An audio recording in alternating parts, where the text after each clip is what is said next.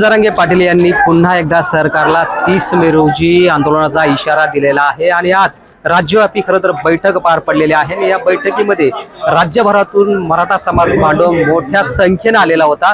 या ठिकाणी काही समाज बांधव आपल्या सोबत आहेत। दादा, काय सांगणार? सध्या या ठिकाणी आंदोलन तारीख ठरलेली आहे, नेमकी कशी दिशा असणार आहे, काय सांगितलं? खरं तर हे आंदोलन करण्याची वेळ आज सरकारने परत आमच्यावर आणलेली आहे, आमच्या मनोज जरांगे पाटलावर आणलेली आहे। आपण बघतोय की हा लढा काही आजचा नाही, गेले अनेक दिवसापासून आपण हा लढा लढतोय।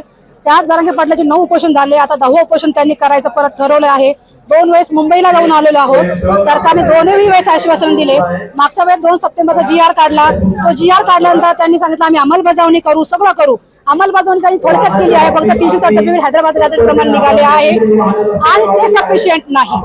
खरं तर सरकारने SOP तयार केली पाहिजे होती। आज प्रत्येक तहसील ऑफिसला, जिल्हाधिकारी कार्यालयाला प्रॉपर SOP दिलेली नाहीये। प्रॉपर SOP दिल्या नसल्यामुळे आज जे पुढचं जे काम चालू आहे सर्टिफिकेट निघण्याचं किंवा व्हॅलिडिटीचं, हे काम पूर्ण होऊ शकत नाहीये। त्यामुळे कुठेतरी ही सर्टिफिकेट निघण्याची जी गती आहे ही कमी झालेली आहे। आता तर आपण बघतोय की शिंदे समिती जी काम करत होती, शिंदे समितीला सुद्धा मनुष्यबळ त्यांनी कमी केलं आहे। म्हणजे थोडक्यात काय की सरकारने आपल्याला GR दिलाय, पण त्याची कार्यप्रणालीच दिली नाही, SOPच दिली नाही।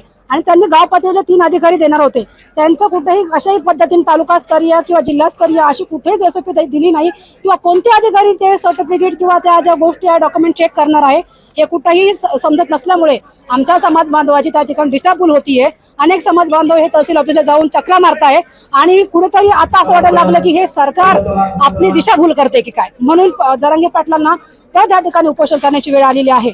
सरकारने हेही सांगितलं होतं की सगळे गुन्हे वापस घेऊ, पण त्यांनी अगदी किरकोळ गुन्हे वापस घेतले, बाकी फौजदारी गुन्हे अजूनही वापस घेतले नाही। त्यामुळे तेही गुन्हे वापस घेतले पाहिजे।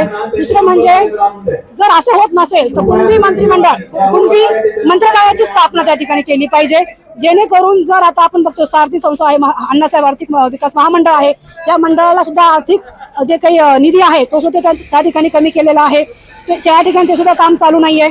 मग कुठेतरी कुणबी मंत्रालय जर स्थापन केलं तर त्या माध्यमातून सारथी असेल, अण्णासाहेब आर्थिक विकास महामंडळ असेल, कुणबी सर्टिफिकेट असतील, हे सगळे विषय त्या ठिकाणी मार्गी लागतील। म्हणून आता परत 30 तारखेला पाटलांनी त्या ठिकाणी उपोषण करायचं ठरवलेलं आहे। आणखीन काही बांधव आपल्या सोबत आहेत। दादा, आज नेमकं कुठून आलेला आहात आणि काय नेमकी आज बैठकीत निर्णय घेण्यात आलेले?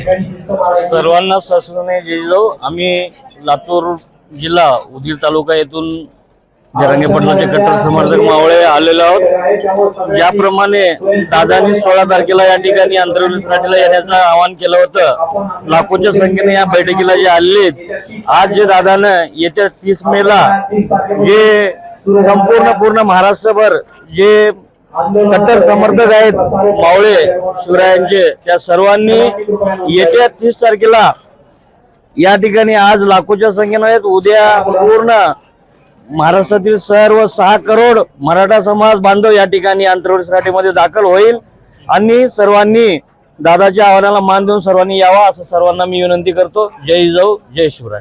दादा, काय शेवटचा इशारा असणार आहे? आमचा शेवटचा इशारा एक राहणार आहे, एक मराठवाडा गॅझेट हे तात्काळ लागू करायला पाहिजे। आणि त्यामध्ये अडचण एक आमची अशी आहे, उदगीर हा कर्नाटक आणि निजामकालीन असल्यामुळे आमचे रेकॉर्ड पूर्ण हे बिदर आणि हैदराबादला आहेत। अलीकडे 48ला जो आम्हाला रजाकारवारी झाली त्यानंतर आमचे जे रेकॉर्ड आहे ते मिळत नाही, त्यासाठी आम्हाला तात्काळ बिदरहून आणि हैदराबादहून जी आमच्या पुराणी नोंदी आहेत ती घेऊन आम्हाला कुणबी सर्टिफिकेट देण्यात यावं, नाही तर यापुढे याच्यापेक्षा सुद्धा मोठा लढा करण्यात येईल। अगदीच आपण पाहिलं तर कुठेतरी लवकरात लवकर जे प्रमाणपत्र आहे ते वाटप करण्यात यावे, अन्यथा कोट्यावधीच्या संख्येने मराठा समाज बांधव या अंतरवाली दाखल होईल आणि मोठं आंदोलन या ठिकाणी छेडण्यात येईल असा जो इशारा आहे तो मराठा समाज बांधवांनी दिलेला आपल्याला पाहायला मिळेल। अजय गाडे, LS मराठी, करंटी, अंतरवाली, जालना।